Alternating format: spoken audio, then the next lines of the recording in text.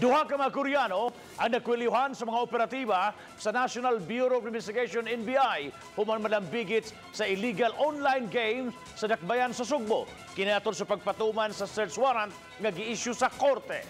Ang mga nadakpa na ilang silang Jang Yi-yuk ug Do Jung-won nakuhang mga ebidensya sa NBI mga computers nga gigamit sa online gambling operations ug uban pang mga gadgets. Nagtingkagol karon sa detention cell sa NBI ang duha ka mga dinakpan. Nagdumili sila sa pagluwat ug pamahayag ngadto sa media. At itong operation na ito ay this was conducted in close coordination with the PAGCOR.